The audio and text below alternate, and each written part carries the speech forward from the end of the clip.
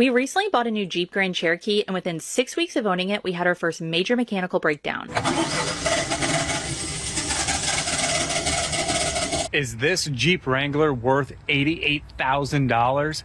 Oh man, I swear every time I look at the car market, especially when we're talking about modern vehicles, everything just seems to be getting worse. The lack of quality, the recalls, squeezing every last dime out of you in the form of subscription models, let alone the still sky-high MSRP, which now all culminates into a record-breaking amount of auto debt in the US. We have a ton of stuff to go over today, along with comments from you guys from previous videos, so if you want to be featured on a future video, leave in the comments down below. But let's start off with the never-ending examples of cars breaking down on people. Update number 7 on my car issues. If you're new here, I'm going to go over it really quickly, but I bought a brand new car at the end of November, and it has been back and forth at the dealership being towed there because it keeps breaking down since either December or January. My car broke down, my new car, and What was it? 2021 Nissan Kicks. Nissans. Okay. How did it break down? Transmission completely cooked. We recently bought a new Jeep Grand Cherokee, and within 6 weeks of owning it, we had our first major mechanical breakdown. After leaving the car in Arizona for 3 weeks to get repaired while we traveled all the way to Florida, we finally got her back, or so we thought.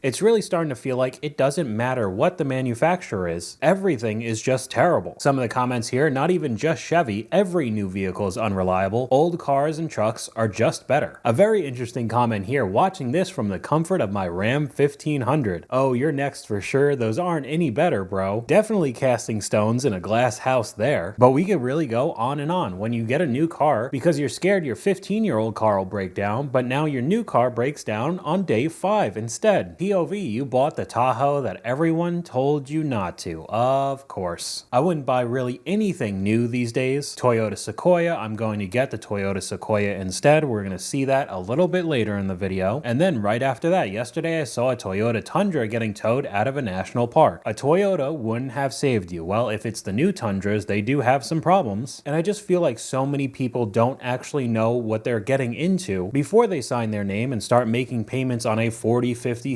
60,000 plus vehicle. So hopefully these types of videos help and inform you a bit more, because even with the next clip being a funny little skit, this happens to a lot of people now. Do not buy this car. This car will give you so many problems, cost you way too much money.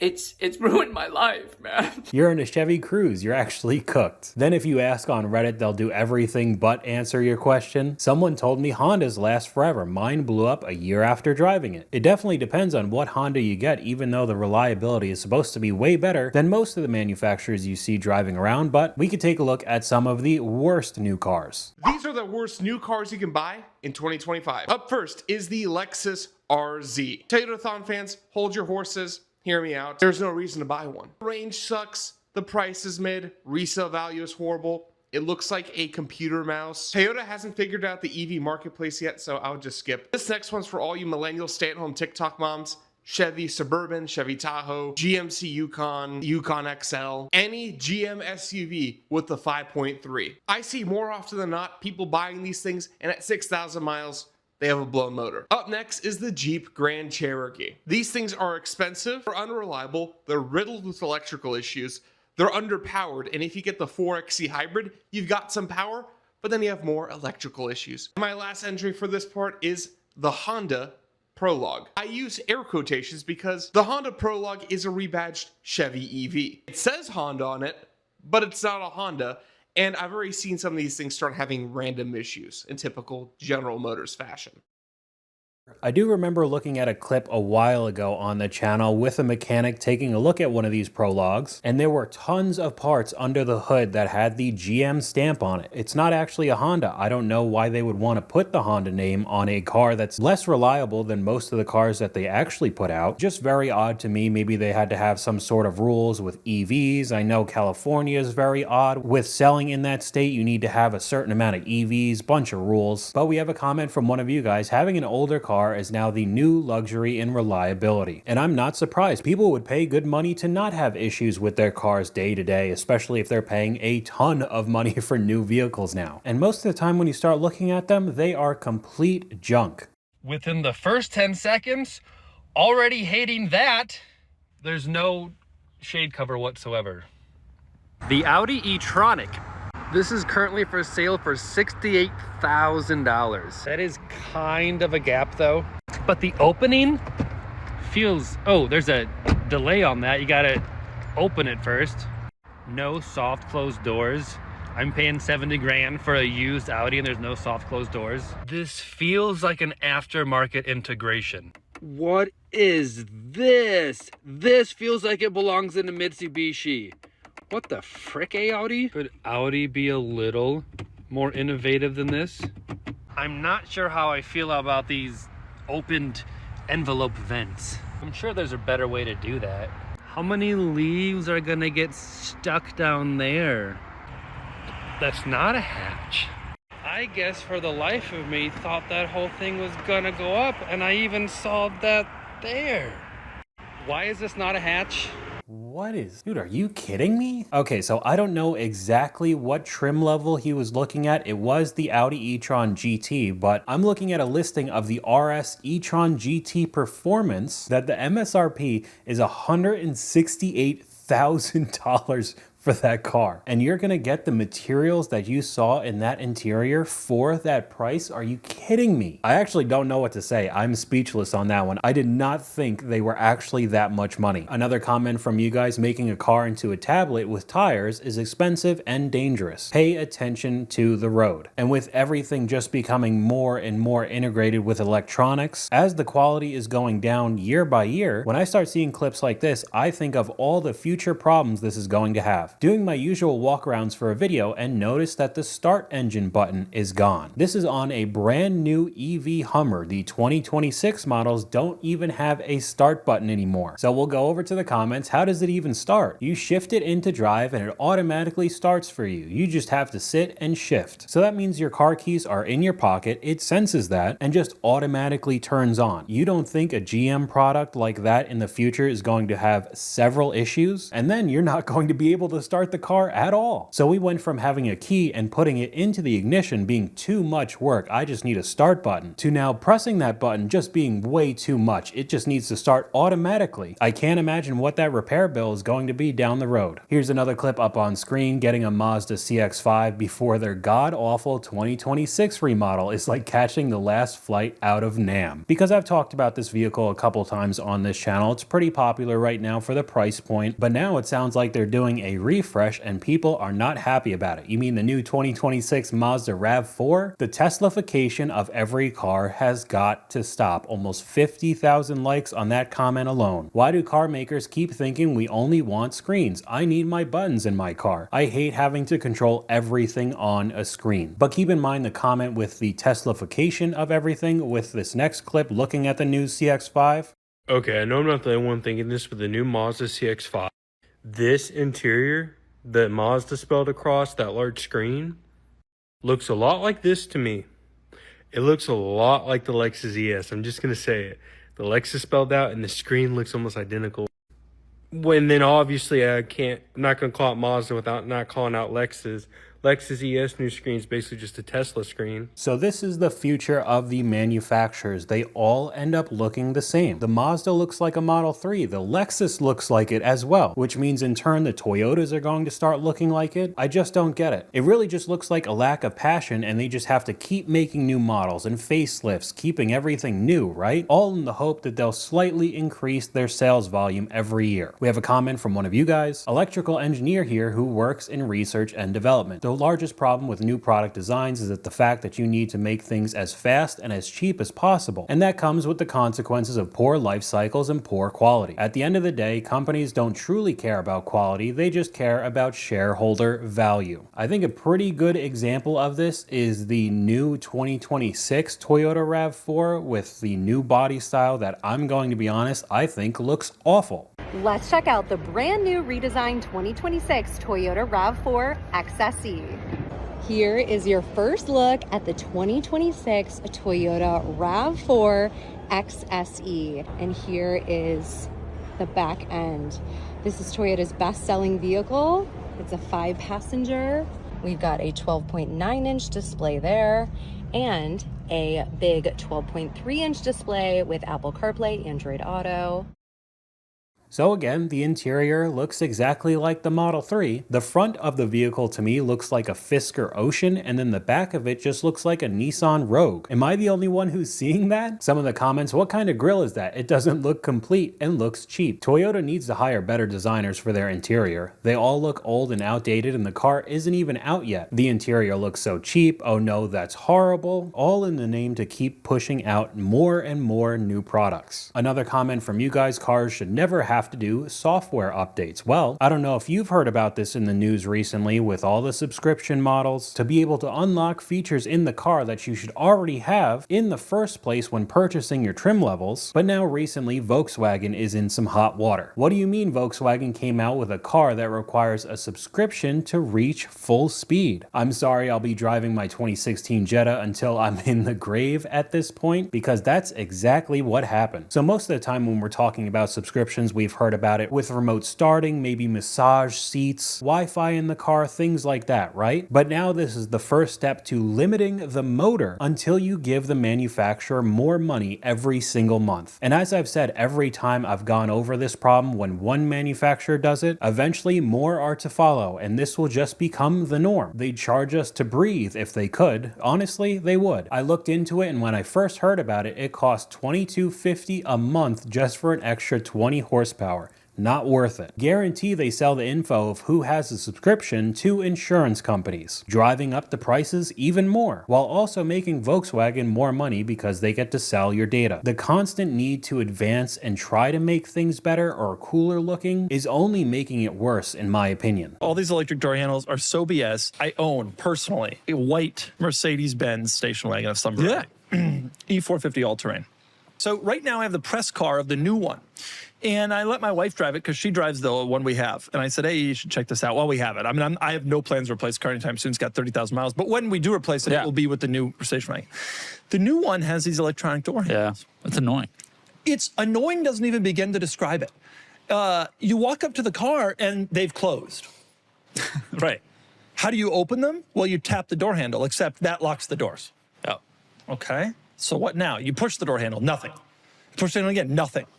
Then you were like, okay, you take the key out of your pocket like it's 2016, and then you press the button and then the door handle pops out. And it's like, this is worse. And my wife literally said to me, I would not buy this car solely because of the door handles. Man. All to make it just look a little bit cooler, right? But of course, there's issues with it and you're going to have to pull out your keys anyway. I also remember seeing a clip of somebody with a Mustang Mach-E that didn't have door handles either. They had a button that was kind of on the window, and he showed an example of where he lived. It snowed and you couldn't see the button at all to try to get into the car. I don't know. I really just don't know what to say. Things that nobody wants: electric door handles and HVAC controls buried in touchscreen menus. Subaru solved a flush door handle problem decades ago, fixing a problem that didn't exist. Perfect statement there. I didn't see a problem at all. Another comment from you guys: the first car company that goes back to the basics will make a fortune. You would think so, right? So many people are tired of what's coming out, but it only seems to be going in the same direction. And now each one of these SUVs from the manufacturer almost look identical, all while simultaneously having ridiculous MSRPs.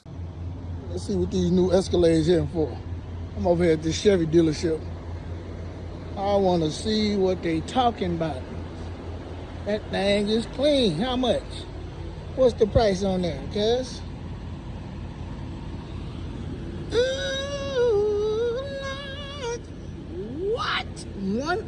What? My God. Who's paying $200,000 for an Escalade that within just a couple years will be worth, what, $70,000, $60,000? It really does seem like it's an internal game to see how high they could jack up the prices. Another one of the examples is what was supposed to be a very cheap pickup truck, the Ford Maverick. Do these Mavericks ever sell, or do these dealerships just becoming a museum at this point?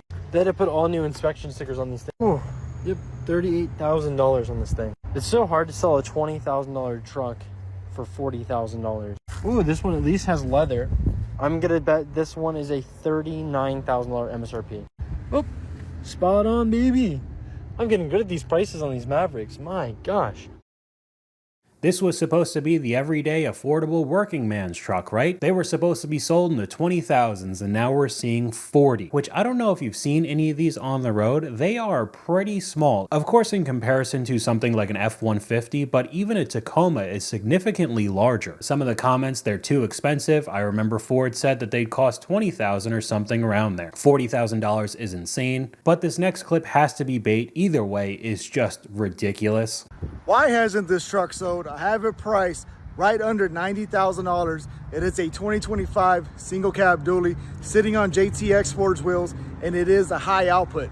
Tell me why it hasn't sold. Is it the color? Is it the wheels? Let me know. Number 1, $90,000. Number 2, single cab. Number 3, in my opinion, it's red. And number 4, it's 90 grand. I would like to add on top of it, those wheels are heinous because it's $45,000 too high. I found a 2026 350 single cab dually for $54,000. So I guess because it's not in a generic color like white and it has those terrible wheels on it, they expect to get almost 6 figures. And this is just what these dealerships do. They want you to spend the most amount of money, the highest car payments. The clip up on screen right now is almost identical to something that we've seen previously, paying a $1,400 car payment because I deserve JBL speakers, a sunroof, and 14-inch touchscreen. And this is one of the Toyota Sequoias that range in price anywhere from about $65,000 to $85,000. And if you take a look at the account, sales associate at Toyota San Antonio. This is a car salesman trying to get you to pay almost $1,500. I mean, it would be even more after insurance for this Sequoia. Because I deserve, Caleb Hammer would have a field day auditing you. We all deserve for that vehicle to not be $90,000. And I have heard good things about the Sequoia. I don't mind the way it looks either, but trying to justify or normalize that ridiculous car payment with still just a Toyota at the end of the day is just too much for me. But I guess I'm in the minority when it comes to thinking that way. America's auto loan crisis is exploding, and it's not just subprime borrowers that are feeling the pain. Right now, U.S. auto loan debt has hit a record $1.66 trillion, with some delinquency, default, and repossession figures looking similar to what we saw back in 2008. A new report from the Consumer Federation of America warns that the system is, quote, at a breaking point, and they're criticizing regulators for not doing enough to fix it. Monthly automotive payments have spiked, averaging $745 a month, with 1 in 5 buyers shelling out $1,000 or more every month. And every time I make one of these videos, I do have to say, if you could genuinely afford these types of vehicles, I don't care if it's a sports car, a big SUV, or a giant pickup truck that's very expensive, go out and buy whatever you want, even if it's super unreliable. If you have the money to pay for it in cash, along with all the maintenance, that's completely fine. But if you're shelling out $1,000 a month like 1 in 5 people are, you most likely shouldn't have gotten that vehicle in the first place. And now we have a perfect example of somebody who deserved to have a nice luxury SUV and is absolutely drowning with the payments. I made a mistake. They convinced me at the dealership. You know how they are with the sales tactics. I've never gone through this situation, and now I'm like super stuck and I don't know what to do. All right, so you got a 2025 Lincoln Aviator you made a mistake buying or leasing. Tell me what you got. It's a Lincoln Aviator 2025, 3,000 miles, really good conditions. I can't keep paying it off because the monthly payments are $1,200, and I'm super stuck with it. Since it's a lease, I still have like 47 months to go. I can't keep up. I'm super stressed out. And the buyout for the lease is what? Do you know what that is? $69,996. How's your credit? It's really bad. Like 495. How did you get a lease with a 495 credit score? It's not under my name. That's the other thing I was going to tell you now. I'm not going to lie. It sounds like you're stuck. I thought you had good credit and you had some money down. Do you have any money down to get out of this lease? No. I know you're a mother and it's getting expensive. How much is insurance on the car? It's like around $300. Your sister co-signed on it, so there's a situation where you don't want to put her credit in a bad situation. $1,500 a month with insurance for a Lincoln Aviator, and you absolutely had to have it, even though basically immediately you couldn't afford it, while also now dragging down your sister because they co-signed. What kind of decision making is that? She didn't know how much she could afford before she bought it? In the back of her mind, she still knew, but she still wanted it. How does anyone end up at the Lincoln dealership dealership, to be honest, it's very rare that I see Lincolns on the road right now. I guess you could say the same thing about Cadillac as well. I just don't see them driving around too much. This is how generational wealth is not obtained. Dealerships can't make you buy it. They could be pushy and annoying, but it's on you to know if you can't afford a $70,000 car. I agree with that. I have my problems with the salesmen in dealerships, but they're not forcing you to sign your name on the dotted line. You can walk out when you realize that you can't afford what they're trying to sell you. But let's just take a look at how much you should be making just to buy the average car price. Here's how much you would have to make to afford an average car. Rounding this up to $50,000 for the car, saying you put a 20% down payment with a 7% interest rate. That would make your monthly payment $957 per month. You never want your car payment to be more than 10% of your take-home pay, meaning your take-home pay would need to be $9,570 a month. Using an Illinois zip code, you would need to make $170,000 a year in order to afford the average car. 170, and even if we drop it down to $40,000 cars now, which is much more common in today's world, you're still probably talking what, $130,000, $120,000 a year? How many people are actually making that kind of money? Not too many, but you still see brand new vehicles on the road 24/7. More than 1.4 million Honda and Acura vehicles are currently being investigated by the National Highway Traffic Safety Administration due to reports of engine failure. According to the NHTSA's Office of Defects Investigation, they've received more than 400 reports of connecting rod bearing failures in the 3.5-liter V6 engines used in 2018 to 2020 Acura TLX, 2016 to 2020 Acura MDX, 2016 to 2020 Honda Pilots, 2018 to 2020 Honda Odysseys, and finally 2017 to 2019 Honda Ridgelines.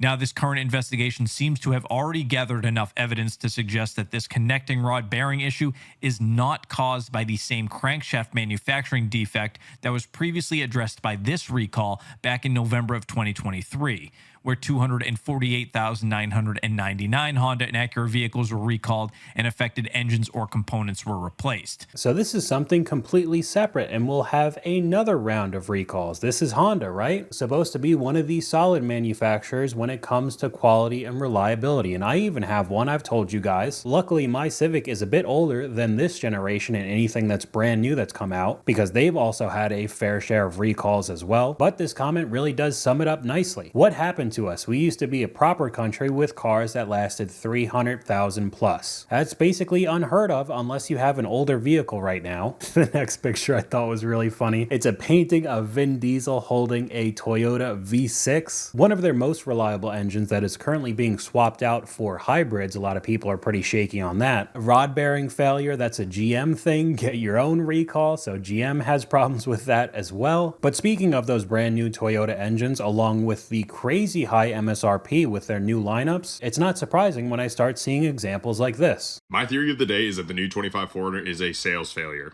The reason I'm saying that, my dealer will not stop sending me listings about new 4Runners they're getting on their lots. And sure enough, you start Googling articles, seeing what's happening, and yeah, sales are down, and it might be part of the plan, but I don't think it's this much part of the plan. And my theory is that it goes back to what Toyota is doing with the engines in their light-duty trucks. I took this picture the other day of a brand new Tundra with a guy that threw on a V8 badge. For those that don't know, these things come with a twin turbocharged 6-cylinder, and that the old Tundra came with a V8. And this theory goes back to just Toyota is putting too small of motors into their trucks and SUVs than what their consumers actually feel comfortable buying. Along with a comment from this clip, prices went up and quality went down. People are still buying the previous gen Tacomas, the Tundras, and 4Runners. I've seen countless dealers on TikTok advertising these over and over. I've told you guys that I've gotten ads as well, with a Toyota dealership near me getting one of the brand new TRD Pros that was $72,000, I believe. Who's going to be paying that much money for a 4Runner? And I'm a 4Runner fan. I like the previous body style compared to the brand new ones, but still, $70,000, there's no chance. It's the prices. My 4Runner SR5 Premium was $37,500 out the door 5 years ago, and now the top trim level is double that price. But we'll finish off this video with another one of the clips that's definitely bait from the dealerships, but still overall just pretty funny to watch.